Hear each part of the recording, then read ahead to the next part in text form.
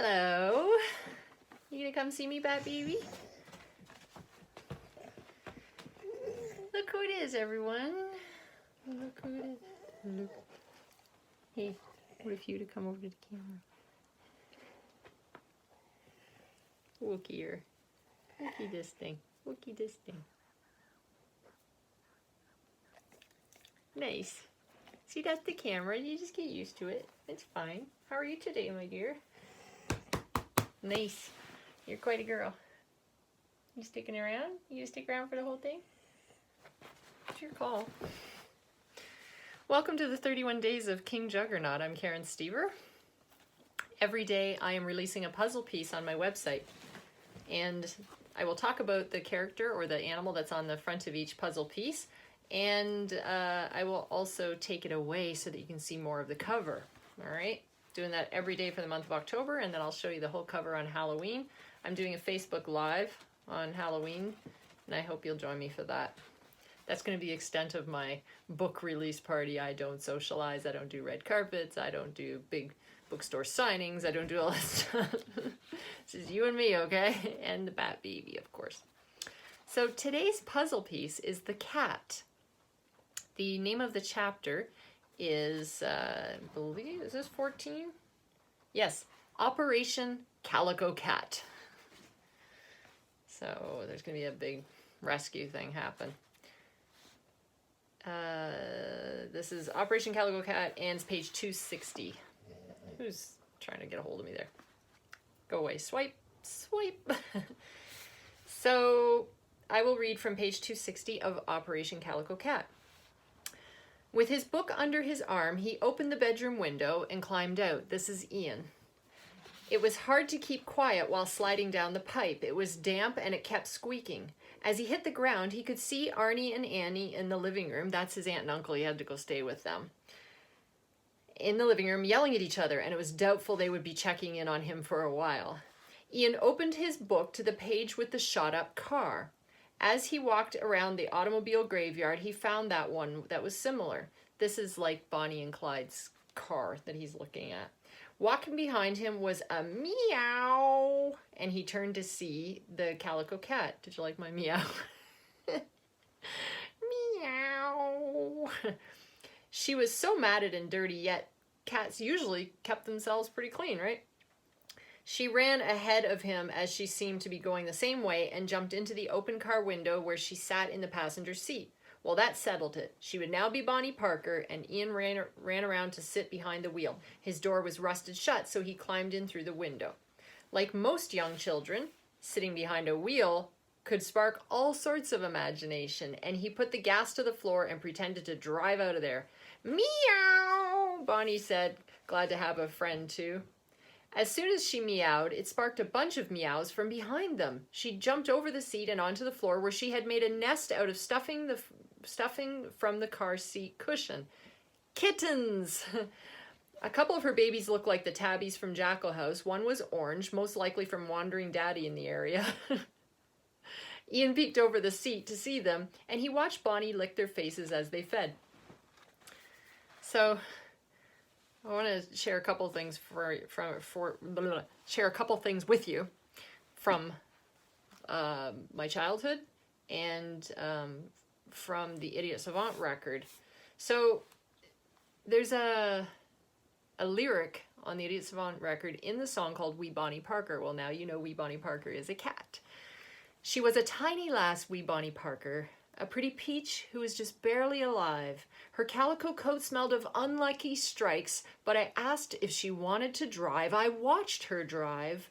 A 32 Ford through the back door, a tumblebug fast through the Everglade weeds, a dune buggy through Annie's kitchen, and load up a colt without breaking her speed. She'd charm the pants right off of the lawmen while stealing their meat from their plates. Her disenfranchised aggression from this not-so-great depression made Bonnie my favorite mate. That was written a long time ago, right? Well, the concept, I had the idea for a relationship like what Ian and Bonnie are having in this old car from my childhood. So on the farm where I grew up, there was an old abandoned foundation, like a barn foundation. So you can just imagine like 4 feet in some parts and 6 feet in others of old foundation, but no barn, right? Just so it's all stones and crap. And then old cars were kind of just stored in there, like, I guess, did we not have scrap metal yards or something to take them to? Because it just seemed on farms you just parked the car and it just rotted there, right? Well, the thing I noticed about glass from back then, and it seems like glass doesn't shard the same way, but back then, those old cars, when you'd hit the glass, they would break like diamonds. So you'd have all these little cubes, right? And we'd collect them and pretend they were our diamonds. It's no wonder we didn't just cut the crap out of our hands, right? So there was all this broken glass from the cars in this abandoned foundation, and it was really fun for us just to get behind these big wheels inside them and pretend that we were going on an adventure like Bonnie and Clyde. And sometimes our farm cats, which there were many, when I said about there would be an orange tabby cat in the area, that's directly from my childhood, because we would have all these mama cats on the farm and they'd be visited by a tabby cat, and then we'd have kittens everywhere, right? So so you'd be sitting in the car and you'd be doing your little pretend, you know, your getaway car like a Bonnie and Clyde, and then one of these cats would jump into the window and you'd be like, you're it, you're now Bonnie Parker, so like, you're coming with. And then so now you'd be on this big adventure with this cat. And so I like to think that a lot of this book, some of it are situational situations. They're situational, where I've seen things that happen. Some ideas come from I don't know where. Timing comes from definitely I don't know where. But some of these, it's been really fun to what I call assign memories to something real. So instead of these memories that just kind of keep living in my brain all the time, now I'm assigning them to parts of the book, right? So that's super fun. And that's what writing is for me, assigning memories.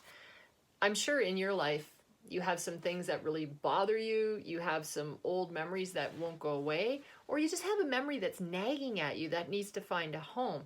And I've seen artists, like visual artists, do this with any of their mediums, where, you know, you're doing a painting or sculpture or something like that, and it's because the same memory keeps just infiltrating. And I know that you have that, right? There's something in your life that just either nags or just pulls or tugs at you, and you want to have a home for it, you want to have a place for it. For me, it's in words, it's in music, it's in some of my art, like, you know, like, remember I showed you this guy, where, you know, that spider is the arachnoid cyst that's in my brain.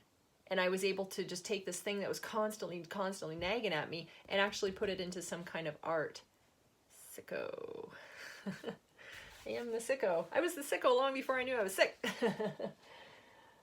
So that's what I'm doing. It's been really fun to assign memories. So I would encourage you to do that. If you have some things that are really bothering you, or something from your childhood, or whatever it is, that you write about it, you paint about it, you sketch about it, you just, whatever you do, make music out of it, or art, just whatever it is, just take that memory, assign it to somewhere so that it has a reason all of a sudden. For me, a lot of the memories are in this book, whether they have to do with abuse or whether they have to do with just mean people or whatever. Instead of the memory just floating and sitting around in there, I'm able to assign it. I'm able to give it a home, give it a reason, so that in the hopes that when you read this book, you can connect, because you might have had a memory similar to that. So, assigning memories. That's Operation Calico Cat. So today's puzzle piece is the cat. And I hope that you will purchase this book. I do sign them and ship them anywhere in the world, and look forward to signing a copy and sending it to you, okay? So until next time, let's get back up here to say goodbye. Bat BB, come here, honey. Here, Bat. Bat. Hey, Itchy. Come up here. Come on up. Yeah, there's my BB. Want to see her paws? Aren't they nice? Oh, they're nice. Can you please say goodbye? Oh, look at that. Here. Okay, you know what? We're gonna do this then. There's Bat Baby. Hey, there's Bat Baby. Hi, there she is. There she is. That looks nice. Yes, very good, Bat. He's in with the horse. Thanks for tuning in. I will chat with you tomorrow. I don't know what the chapter is. It's going to be a surprise for you. And for me, apparently, too. Talk to you soon. Rock on.